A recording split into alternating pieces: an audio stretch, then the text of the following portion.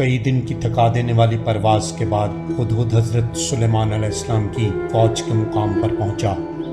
تمام پرندے اس کے گرد جمع ہو گئے، غصے سے بولنے لگے۔ ایک چھوٹی چڑیا نے سب سے پہلے کہا، تم کہاں تھے؟ ہمارے نبی نے تمہارے بارے میں پوچھا تھا، تمہارے پاس کوئی اچھا عذر ہونا چاہیے۔ ہدہد ڈر گیا، لیکن وہ فوراً حضرت سلیمان علیہ السلام کے خیمے کی طرف اڑا۔ جب وہ اندر گیا، نبی کھانے میں مصروف تھے۔ ہدہد آہستگی سے کھڑکی سے داخل ہوا اور میز کے کنارے پر جا بیٹھا۔ خوف کے مارے اس نے اپنا سر جھکا لیا، سلام عرض کیا اور آہستہ سے کہا، اے میرے آقا، میں ایک ایسی قوم کی خبر لایا ہوں جس کے بارے میں آپ نہیں جانتے۔ میں نے ایک عورت کو دیکھا جو سبا کی قوم پر حکومت کر رہی ہے۔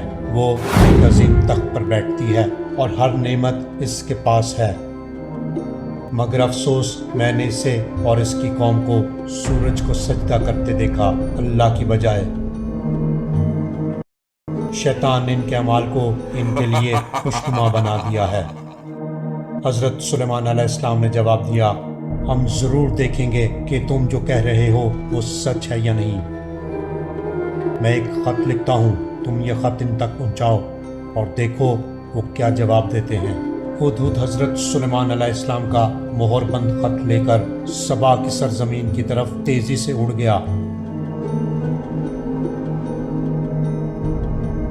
جب وہ شاہی محل پہنچا تو اس نے ملکہ کے کمرے کی تلاش کی۔ ایک بہت بڑا کمرہ تھا جس کے ساتھ کشیدہ بالکنی تھی، وہی ملکہ کا کمرہ تھا۔ ہدہد نے خط چونچ میں تھاما اور کھلی کھڑکی سے اندر اڑایا۔ کمرے میں خاموشی چھائی ہوئی تھی۔ ملکہ بستر پر سو رہی تھی، اس کے لمبے بال تکیے پر بکھرے ہوئے تھے، اس کا چہرہ پرامن اور خوبصورت تھا۔ ہدہد کو ملے جلے جذبات کا سامنا تھا، احترام اور دکھ۔ وہ سوچنے لگا، اتنی خوبصورت، طاقتور اور عقل مند عورت سورج کو کیوں سجدہ کرتی ہے، اللہ کو کیوں نہیں کرتی؟ وہ حیران تھا کہ شیطان نے اس کو کیسے دھوکہ دیا۔ اچانک اس کی چونچ سے خط نیچے گر پڑا اور ملکہ کے بستر پر آ گرا۔ ملکہ نے آنکھیں کھولی اور سامنے خط دیکھا۔ وہ حیران زدہ ہو گئی۔ اس نے ارد گرد دیکھا لیکن کوئی نظر نہیں آیا۔ اللہ رحمان الرحیم کے نام سے، بے شک یہ سلیمان علیہ السلام کی طرف سے ہے۔ میرے مقابلے میں سرکشی نہ کرو اور مسلمان بن کر میرے سامنے آ جاؤ۔ ملکہ کا چہرہ بدل گیا، وہ حیران اور پریشان ہو گئی۔ اس نے فوراً اپنے محافظوں کو بلایا اور کہا، کون میری خوابگاہ میں آیا؟ کس نے یہ خط میرے بستر پر رکھا؟ محافظ حیران ہو گئے۔ انہوں نے جواب دیا، ملکہ عالیہ، کوئی اندر نہیں آیا۔ ہم پوری رات تلواریں لیے پہرا دیتے رہے، کوئی بھی اندر نہیں جا سکتا تھا۔ ہدہد چھت پر ایک چھوٹے سے سوراخ میں چھپا سب سن رہا تھا۔ ملکہ نے خط ہاتھ میں بلند کیا اور غصے سے بولی، پھر یہ خط کہاں سے آیا؟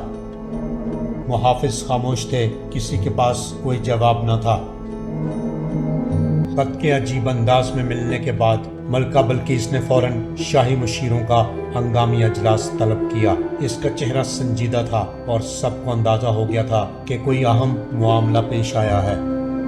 جب تمام مشیر جمع ہو گئے تو ملکہ نے کہا، اے میرے قابل اعتماد مشیروں، مجھے ایک انوکھا خط موصول ہوا ہے۔ یہ سلیمان بادشاہ کی طرف سے ہے۔ وہ اس کا آغاز کرتا ہے اللہ رحمان الرحیم کے نام سے۔ وہ کہتا ہے کہ غرور نہ کرو اور فرما بردار بن کر میرے پاس آ جاؤ۔ تم لوگ کیا مشورہ دیتے ہو؟ مشیروں نے ایک دوسرے کی طرف پریشان نگاہوں سے دیکھا۔ ایک بزرگ جرنیل کھڑا ہوا اور بولا، ملکہ معظمہ، یہ خط ایک دھمکی لگتا ہے کہ سلیمان ہم سے اطاعت چاہتا ہے۔ میرا مشورہ ہے کہ ہم جنگ کی تیاری کریں۔ ہم طاقتور ہیں اور کسی غیر بادشاہ کے آگے نہیں جھکیں گے۔ ایک اور مشیر نے کہا، جی ہاں، ہماری فوج مضبوط ہے، ہمیں اپنی طاقت دکھانی چاہیے۔ لیکن اس سے پہلے کہ ملکہ کچھ کہتی، ایک دانا مشیر آہستگی سے بولا، جنگ کی طرف جانے سے پہلے ایک سوال، یہ خط لایا کون؟ صرف وہی شخص ہمیں سلیمان کے اصل ارادے بتا سکتا ہے۔ ملکہ خاموش ہو گئی، پھر بولی، یہی تو عجیب بات ہے، جب میں جاگی تو خط میرے بستر پر تھا، محافظ باہر تھے اور کسی نے کسی کو اندر آتے نہیں دیکھا۔ کمرے میں خاموشی چھا گئی۔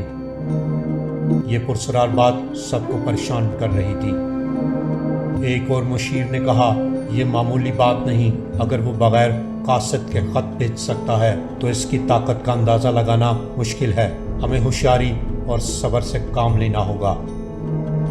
ملکہ نے سوچا اور کہا، جب بادشاہ کسی سرزمین پر چڑھائی کرتے ہیں تو وہاں تباہی پھیلا دیتے ہیں اور عزت دار لوگوں کو ذلیل کر دیتے ہیں۔ مجھے ڈر ہے کہ ہمارے ساتھ بھی ایسا نہ ہو۔